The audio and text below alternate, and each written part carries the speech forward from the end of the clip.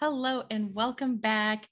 I am personally very excited for this interview because today we have Alex Haibel, aka Abaxial, with us, and he's a professional League of Legends coach.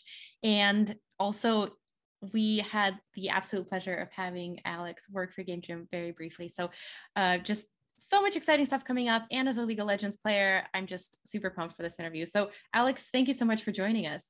Thank you. Thank you. You're saying nice things about me already. Oh my gosh. How are you doing today? I'm doing wonderful. That's good. That's good. Where are you? Because I know you're in Brazil for a while. Are you back in stateside? I fly around here and there. Yeah. I'm in the United States for now. I'm not my season's over for now. We can put it that way. Yeah. Got it. Well, tell us a little bit about yourself, because obviously all Game Jam folks know you, but not all our viewers here in chat know you. So tell us about who you are and how you got into esports. Okay. So hi, everyone.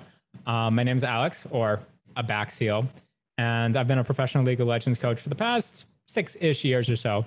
I originally got started as a journalist, which, I guess we can talk a little bit more about later, but sort of the trajectory went from enthusiast in, just got playing solo queue.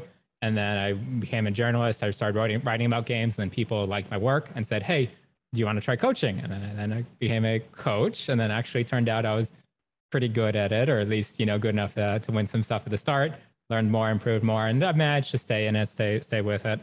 And I've had a fair bit of success. I've been a Brazilian champion 4 times.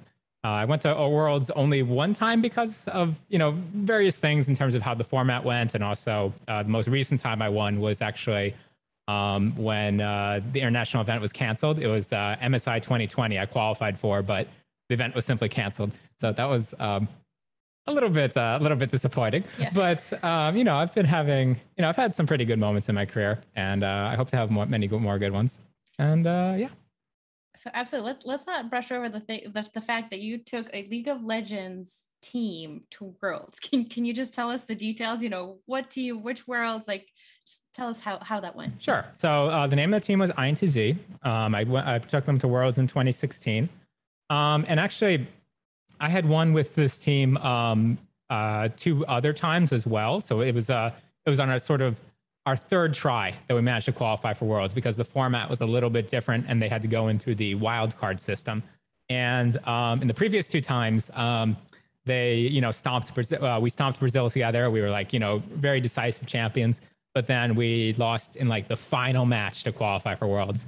And it was kind of humiliating. We'd get a whole lot of community pressure. And this was very satisfying to qualify for, because, when we won for that 3rd time, and people started asking us in the interview, is it going to be okay this time? Or we're the best, it doesn't matter about that. Just deal with it. We're going to do our best, deal with it. Because we're winning. If someone else wants to go, they can beat us. But it was very fun to be all cocky and arrogant like that. And that time we actually did qualify. We won in a thrilling 5-game set against a Turkish team called Dark Passage. It was one of the most difficult days of my life, but we won in the end. And then we went to Worlds, and that was also wonderful. At Worlds, we didn't pass the group stage, but we did manage to win a really big upset over EDG, and that was the best day of my life. It was we broke the internet. Deal. It was number 1 on Reddit, number 1 on Weibo. Everyone was like, what just happened? It's the 15th team versus beats the number 2 team, or if you think about NC2A brackets, it's almost the exact same kind of upset. Yeah, that was quite wonderful. And, I've had ups and downs since, but certainly my World's experience with INTZ 2016, absolutely something I'll remember for the rest of my life, no matter what I do. Absolutely. I mean, as well you should. That's an incredible experience. How did that come about? How does one, play League of Legends here in the United States and then go to Brazil to be a coach and then go to Worlds? What's that path like? I mean, it wasn't planned like that. I mean, everything.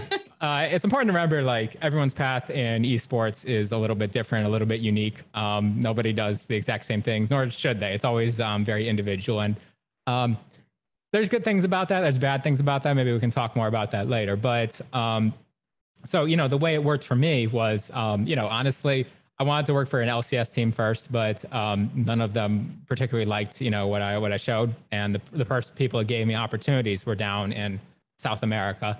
And so, that's kind of where I started like building up a presence. And, I have connections in other regions.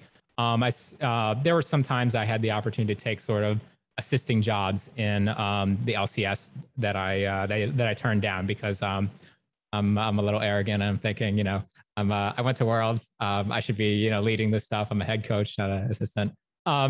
Sometimes that might have been, we can talk about later, but whether that was, good for my career or not. But, I've liked what I've built up over there as well. Even though it's a little harder for me to, show my family what I do because like the broadcast is in Portuguese or this or that. But, ultimately at the end of the day, I've built up a good connection there. And regardless of, what happens, 5 years from now, 10 years from now, it's something I'll be proud of that I've built up something there. Not just in terms of like having a fan base or this or that, but in terms of, building up human connections down there, and I believe that I've impacted the lives of my players, in a positive way, regardless of whether I made them champions or not. Yeah, absolutely. And especially since, excuse me, the esports scene in South America is still fairly new compared to some other regions. So the fact that you went down there and helped, build that up, that's definitely something that you should be proud of. Thank you. You're sort of shaking your head. It's not that new. You can correct me if I'm wrong. it is and it isn't. It depends a little on the esport. Like there were definitely people trying to play like CSGO and stuff like that down in Brazil, like, quite some time ago, like, almost into the 90s or like, early 2000s. But certainly it's still more developed in the United States. But I think in terms of maturation, it's quickly coming to the point where there's not too much of a difference. I think like, if you want to like draw a distinction in terms of maturation level, it'd be more about like, trying to, I think like, the biggest example of a maturing area is like Southeast Asia or like where, mobile esports are really big there and they're starting to take off, but it's not really fully developed yet. But I think between like Brazil, the United States, Europe, each one is different, but not necessarily in maturation, more in terms of just style and localization, if that makes sense. That does make sense. And I think that's a really good perspective to hear, because at least like for League of Legends, if you see where most of the teams come from that go to Worlds, South America is not very well represented, at least in the past it wasn't. So that's really good to hear that, hey, no, that the scene is just as mature and it's maybe just, just a matter of getting the coaches there to get the teams up to Worlds. They have really good viewership numbers down there. They're actually competitive with Europe and like, the LCS. It's more just the performance internationally hasn't been quite as good. But like, for instance, in CSGO again, or Valorant, the Brazilians are very well respected. So, maybe I'll make them good, or maybe I'll turn trader and just, work for an LCS team. We'll see. We'll see. I will say the League of Legends, the Brazilian teams always get a lot of the hype, even if they might be the only South American team, but they do get a lot of love when they come to Worlds. So absolutely. Talk to us about coaching, because, you mentioned when you were applying for these jobs, right? You said that some of the teams didn't like what you showed and some teams liked what you showed and gave you the opportunity. What is it that you showed them? Like when you're applying to be a coach, what does your portfolio look like? Do you create a reel of you coaching, or like, what does that look like? Well, I mean, like at the start, obviously at the start, when nobody really knew what they were doing. But the way people started was by trying to, record commentaries over games, the so-called VOD review, or trying to write articles and things like this. Well, that is what I did. When I started, I didn't really understand like how to record video very well, or so it was mostly in writing. And that was probably a bit of a worse format to, start with.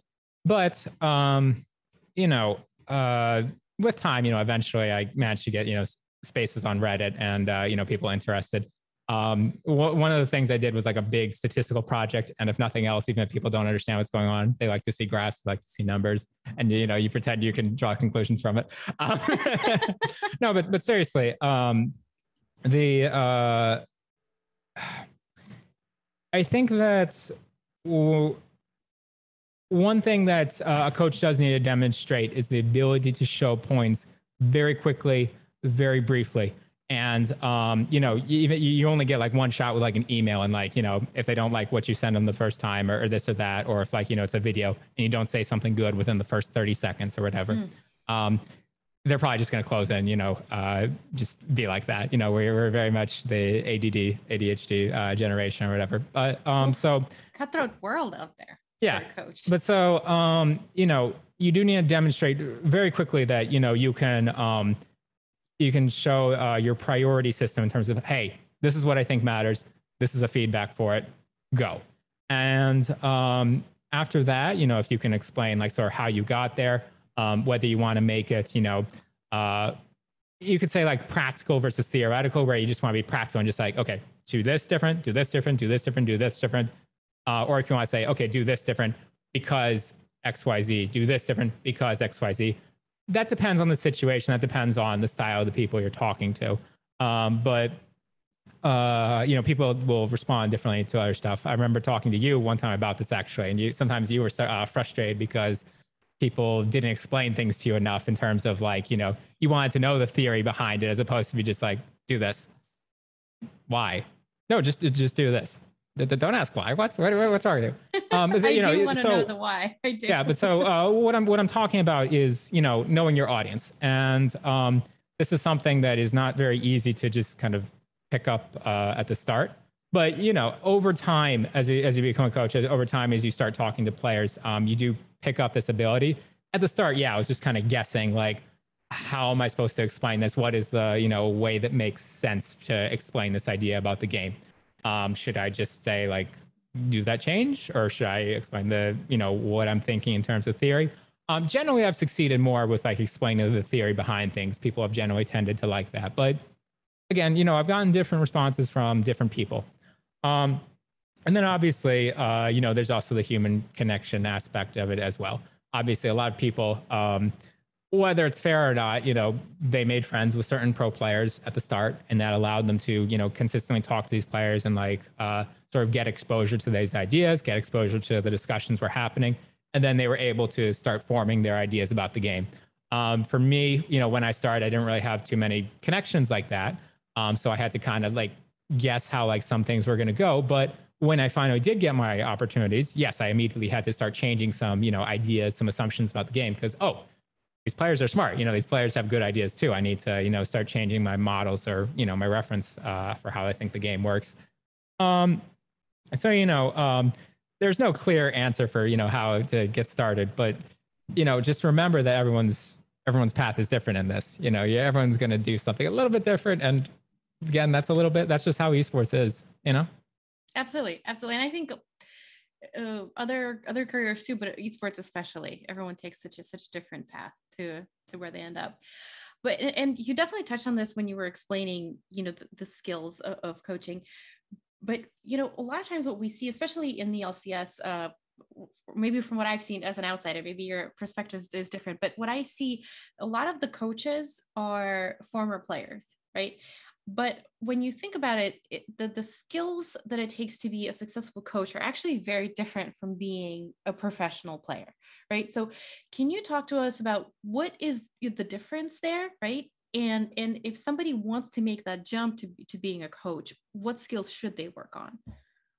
Yeah. So when you say make the jump, are you saying from another profession, as sort of like as opposed to being a former player? Like, are you saying in that sense? Right. Yeah. From being a player to being a coach. Oh, from being a player to being a coach. Right. Yeah. So, obviously the player, having empathy for players, being able to put yourselves in their shoes is the most important thing that you get from having been a player yourself, in the sense of, in the obvious sense of like, oh, how hard it is, or, what it's like to be like, emotional during the game or this or that. But also in the sense of, what is the way you thought about the game when like, you were making this decision and this point in the game? What were you thinking about? Were you thinking about this, or were you thinking about this?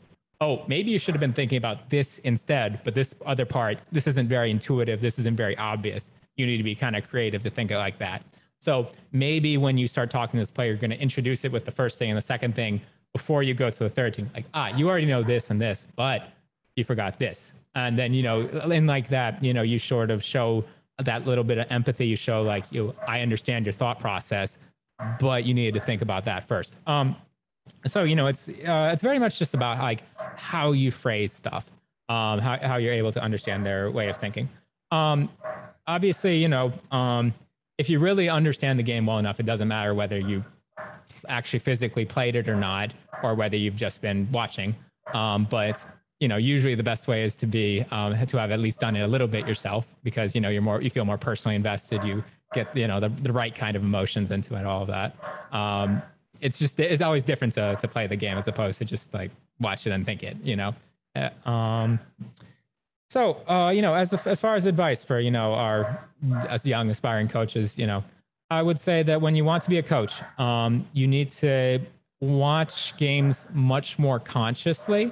It's not so much about like, oh, I'm just like, chilling with my friends and saying, look at that, look at that. Oh, wow, he was really good. I can do that better than him. At least in my case, I need to watch the game consciously. And like, I need to sit down. I need to, analyze this and, down to micro details or this or whatever, level of detail I think is necessary. Analyze this. Maybe I'll only watch like, 10 minutes at a time before I start losing my focus and I need to, get a drink of water or, feel ADD and like alt tab, look for something else. But like, when I actually am doing research, I'm going to be absolutely 100% focused on, every detail. Why does he do that? Why does he do that? Why does he do that? Now, once I've had a little bit more experience, I have a bit more ability to sort of filter information in a better way. And, I can start saving time. So, this period of like, questioning everything and trying to like understand every single detail that a player does, eventually you get to a point where you can start passing over a lot of that. You start having a better filter. You start being able to say, okay, this is good gameplay. This is bad gameplay. I don't need to think too hard about the bad gameplay. I can just kind of ignore it. Just focus on whatever I think is good gameplay. So, starting out can certainly be a little bit tough. Starting out can be a little, actually starting out sucks. Let's be honest. Starting out sucks because, the thing about coaching is that there's a lot of different perspectives onto it. I'll start talking in a little more detail for, people that do play League of Legends that are watching.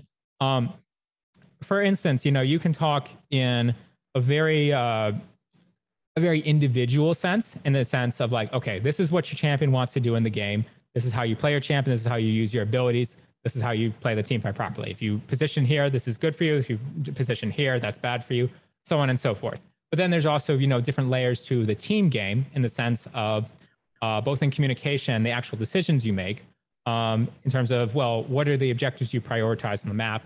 What sort of vision do you need in order to do that? Where do you need to move in sort of to enable your teammate to do something? And then you need to talk in terms of communication, in terms of what's the necessary information to, make these things happen. What is too much information, or what is, sort of wasting time in communication? Because that's actually a real big problem sometimes. It's very possible to like talk too much and sort of disrupt your teammates, thought process. When you have good communication, sort of like, oh, one word means so and so and so and so and so and so because you've had sort of a discussion outside of the game. One word means several sentences and has a lot of meaning for the players in your team. But so you need to understand even right there between communication and decision making. We already have a bit of a conflict almost, because it's sort of like, well, I made this decision and I need to analyze, was it executed correctly? And was it the right decision? And the execution usually goes hand in hand with communication. If it wasn't executed properly, it's usually because someone didn't say something. It's usually not because like someone just flat out missed a skill shot or something like that. But, sometimes good communication and decisiveness can make it so that a bad call becomes a good call. Like, well, this Baron call is actually terrible and they should punish it for us. But if we all run to Baron right now, whatever, it's going to work. I think it'll work. Therefore, it's going to work. But so, is that the style you want to play, or do you need to play in a different style? Well, every team needs to be decisive, but they also need to make the good decisions. So right there, I have this sort of conflict. How am I going to use my time as a coach? There's many different styles to being a coach. And, you kind of need to decide, like, when you see a problem in the game, how am I going to approach that? Am I going to approach that from the communication level, the decision-making level? If it's a complicated concept, do I dumb it down for the players, or, do I not spend too much time on it? Or do I spend a lot of time talking about this particular detail? It just depends on your situation, really. That's certainly a really great look at behind what coaches do, because that's a lot of analysis. I'm sure you spend so much time going through VODs of your own team to then even just prepare what you're going to tell them. It's not like watching the VOD with them and being like, oh, see that, that's no, I always need to prepare ahead of time. I mean, I can talk, in real time about the game, but I always have, I try to have a lot of intellectual honesty. I want to be sure, like, I've really thought something through. If I if I say something and I realize, like, I didn't think it through enough, like there was another, like, deeper layer, I'm a little bit embarrassed. I'm a little bit mortified. But also, like, again, with coaching, a lot of times you only get, one chance to say something. So you don't need to be the loudest or most talkative person in the room. But when you say something, you need to command respect. You need to be, like, right. Not that you need to be right all the time, but, like, everything you say needs to be something that the player can understand and respect. You can't just like say, like, random garbage and then, expect them to respect you afterwards.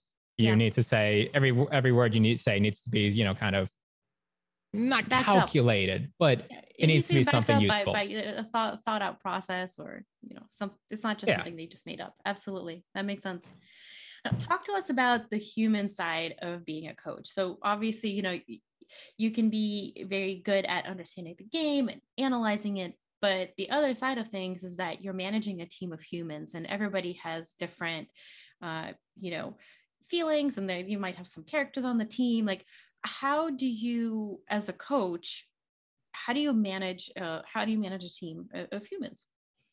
I think the first place to start is the silver rule rather than the golden rule, which is do no evil before you start trying to do good. Don't try to, don't do too much, don't, like, assume everyone wants so-and-so done for them. Just first try to make sure you're not doing anything destructive for your team. So, I was just talking there about, trying to be very careful with my choice of words, like, in terms of how I analyze the game. Don't just say, like, flippant things like, oh, this player sucks. Okay. Let's start with what I just said right there. This player sucks. Like, maybe it's a opponent for the team. Okay. If I say this player sucks, then that can start creating something in my own players where, oh, if they play versus this other guy in a scrim, and, like, the other guy hits a skill shot on him, or they outplays him, solo kills him, something like that. Oh, but I just died to a player that sucks. That means I suck.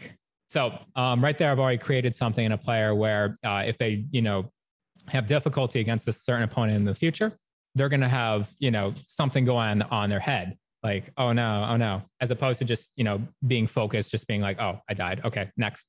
So right there, that's an example of doing damage to your players. That's an example of creating something that is not useful or productive. So I will never say this other player sucks.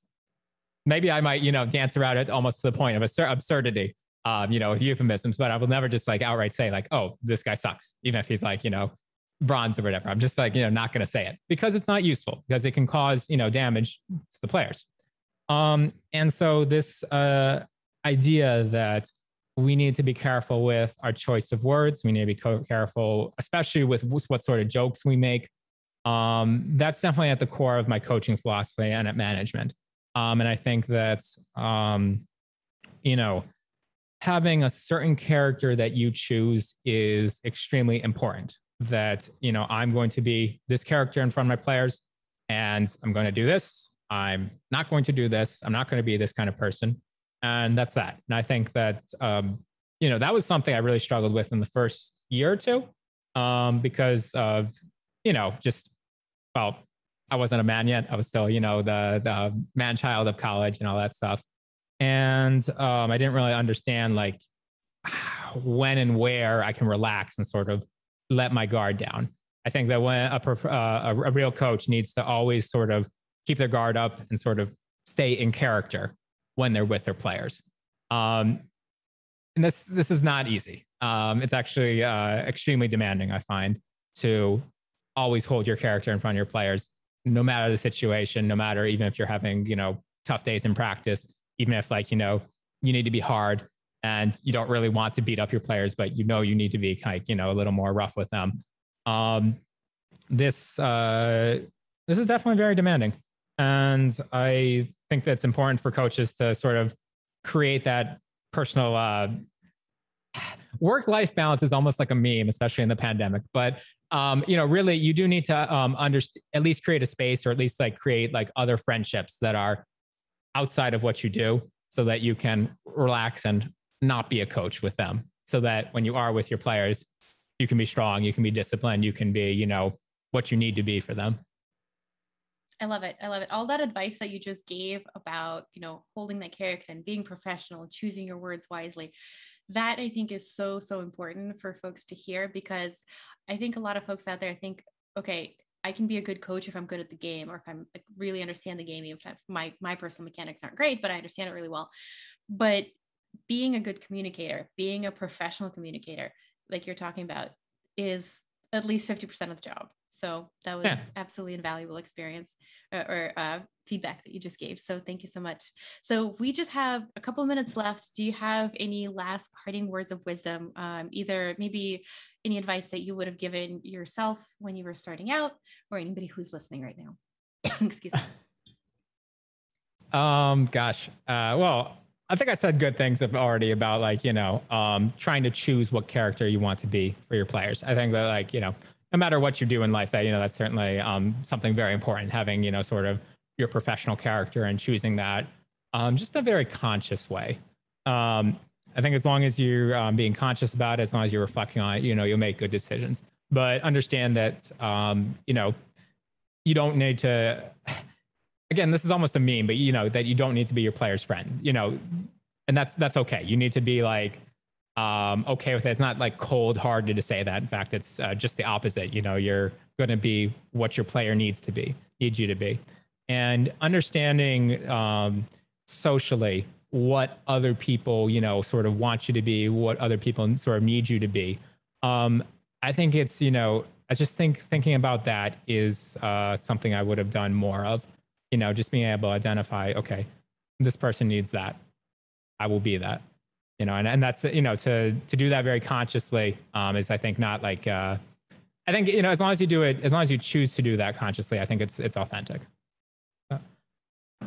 Thank you so much, Alex. Unfortunately, any time spent talking to you is too short, because there's so many more questions I have for you, and it's always a joy to hear your perspective and your advice. But unfortunately, we do have to go to a break. We will be giving away another prize during this break, but I do want to say, Alex, thank you so much for joining us, and I hope that you will for future events as well. Okay. Always a pleasure with you as well. Okay. Bye-bye.